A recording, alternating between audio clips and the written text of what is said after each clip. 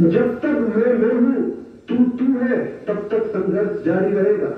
जब तक वृक्ष अलग है, मैं अलग हूं, सूरज अलग है, मैं अलग हूं, तब तक एक अंतर्द्वंद जारी रहेगा।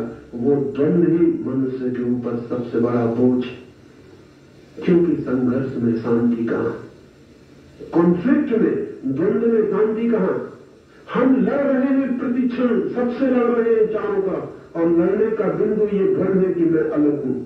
अगर ये ज्ञात हो जाए कि मैं अलग नहीं हूं, मैं इसी विराट जीवन प्रक्रिया का एक अंग हूं, तो किससे है लड़ना, किससे है संघर्ष, कौन है शत्रु? फिर ये सारा विराट जीवन एक है।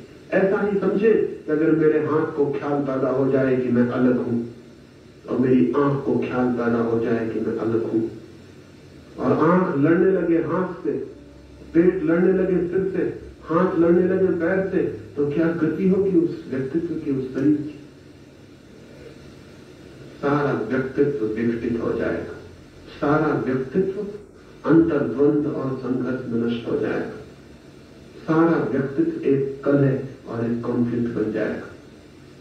फिर जीवन आनंद नहीं हो सकता उस शरीर में।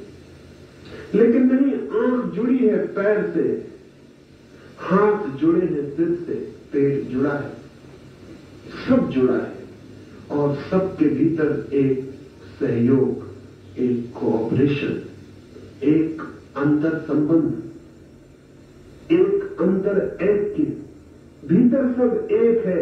आंख और पैर का अंगूठा अलग अलग नहीं, दोनों एक ही जीवन प्रक्रिया के हिस्से। गौर से देखेंगे, समझेंगे, पहचानेंगे तो समस्त जीवन एक ही प्रक्रिया मालूम होगी।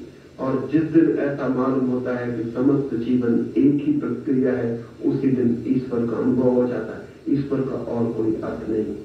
ईश्वर का अर्थ है सब एक है। ईश्वर का अर्थ है अनेक नहीं है। ईश्वर का अर्थ है खंड खंड नहीं है, सब अखंड है, और वो अखंड का इकट्ठा जीवन है। लेकिन हमने उस अखंड से अपने को अलग तोड़ा हुआ है।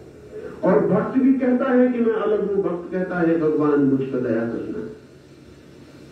वो कहता है कि मैं अलग हूं, तू दया करने वाला है, मैं दया पाने वाला हूं, तू पतित पावन है, मैं पतित हूं।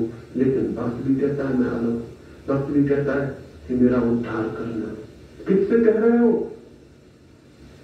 तुम वही हो जिससे कह रहे हो। किससे मांग रहे हो भीख? तुम जिससे भीख मांग रहे हो वही हो।